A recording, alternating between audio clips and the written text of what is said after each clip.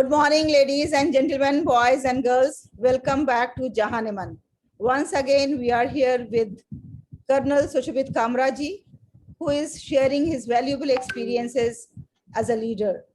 His leadership roles has lots of challenges, and he has proved that he is a great leader, an influencer, and a transformational leader.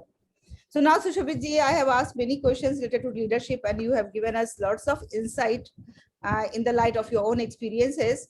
Now, my question is that at this moment, I'm not able to make out that which style of leadership you have practiced throughout your career.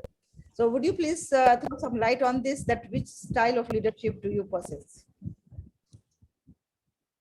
Thank you, Dr. Haleema, for this second episode which we are getting into. And you're right, actually. There are different types of leaders, and I also have encountered all types of leaders. Being in uniform, we saw all examples which are applicable to a today management person. All were there, whether it is autocratic, democratic, or whatsoever. So the management leadership style which I adopted, because out of there are almost 8 to 9 styles if you talk of when you go to the books which are there. But the one which has been better suited to my personality and my nature of work, and eventually to the success whatsoever has been recently there, is basically I am a democratic and a pace setting, facilitating leader, facilitating type of leader. So I believe, I have believed, as against an autocratic leadership style, which goes only, hard pressing of the ideas from top to down. My role or my value addition to the environment has been with this, and I have found that I could win the hearts of people better, and I could keep them with my vision, and I could facilitate the path ahead. So I just used to show the path, and then I used to facilitate the process. And of course, I have monitored always any task which is given as I have always used the feedback mechanism as an important tool, and I have always closely monitored it. So that is one path which I can recommend to people in today's environment, because people's emotions are too fragile. They're too fragile. I have seen some teams breaking under pressure and things like that.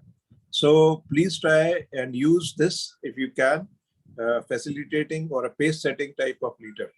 So that's. Thank you very much. To my understanding, I would like to know more about pace setting. Democratic, of course, I know that you have to involve everyone in the process, in the decision making. That's it, democratic. And when you talk about the pace setting, will you please throw some more light on that? Yeah. Pace setting leaders are, actually they set the pace and they monitor the pace, because every day you are going to lead. So when you are going to lead means there is a task to be accomplished.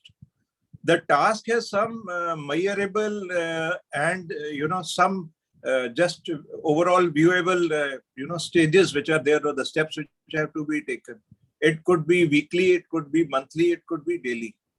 So you have to see that you have given an order to do or execute something, but you have also to set a pace to it. This could be, okay, let's meet next after 2 days. So you have set the pace. You have to set the ball rolling. When I say pace setting is that you have let the ball rolling, and you have also given them the guidelines and directions. So you also paced it up. Okay, let's meet after 2 days, after 15 days, once in every day, whatsoever is the time of pass. So those are some examples of pace setting. Thank you very much for elaborating the pace setting. And really, this is the need of the hour, because in most of the cases, it is observed that the leaders are not able to set any pace, or they are not able to visualize the things, that how much time or efforts or resources it requires a particular task. Exactly. And that's why there is always a confusion, and that's why the leaders are frustrated. Even the followers or teammates, they are frustrated, and the things don't work as it should be. So now, Sushobhit Kamra ji, before we leave, I would request you to kindly give the beautiful message to all your fellow leaders.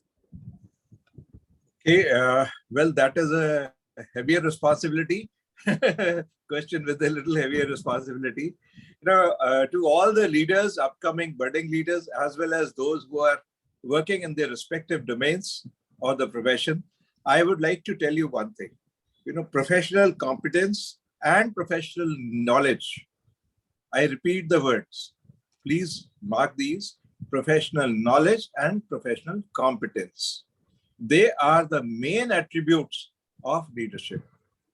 So, professional knowledge, especially out of this, always has to be acquired the hard way.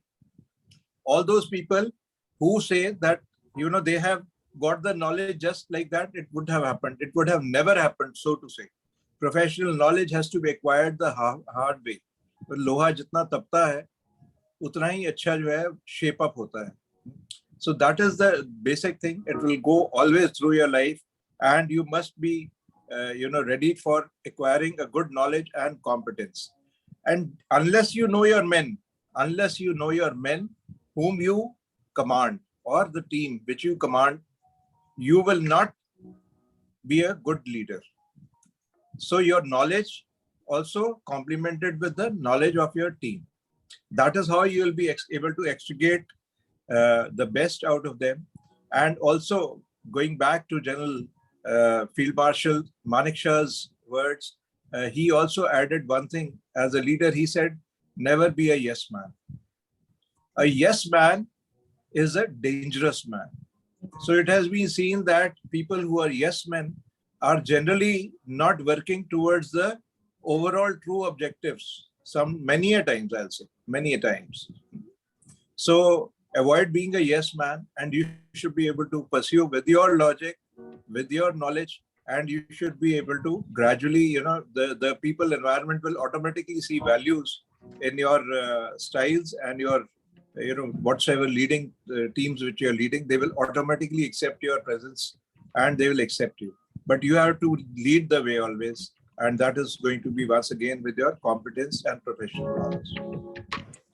I hope, ma'am, I've been able to answer something. Thank you very much. And especially the dialogue of Mr. Manik Shah, that don't be a yes man, is really very true for the leaders.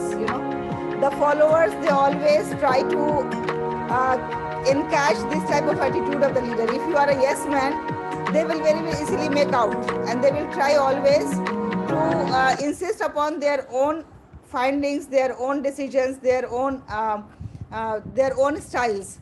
So, Colonel Sushobhit Kamra ji, thank you very much for sharing such valuable insights about leadership. It was really very, very fruitful talking to you, enriching my own experiences. And although I have the experience of leading the team in a school, but your insights, I think, is marvelous. You have led a team in the army, you have led a team in the corporate, you have led the team in an organization, and you have quite vast and enriched experience. I hope the viewers are going to be benefit by this episode of Colonel Sushobhit Kamra ji. Thank you very much, and your journey still continues. I wish you all the best for your future endeavors, and I'm 100% sure that you are going to do wonders in life as a leader, and we need many more leaders like Colonel Sushobhit Kamra ji, who is a facilitator, who is a pace setter, who is a transformer, and who is the one who believes in the team building, who believes that knowledge of team is very important, knowledge of team members is very important, their emotional attachment is important. Thank you very much for such beautiful lessons of leadership. May God bless you. Thank you. Thank you, Dr. Haleema. It was my equal pleasure to be here today morning with all the viewers. And I also enjoyed, being part of the whole session. And I hope today this effort led by your vision is going to shape, or has the potential. Of course, it has the potential. It is going to be helpful to many people who are looking for some solutions in their path of progress. Yeah, thank you once again. Thank you. Thank you.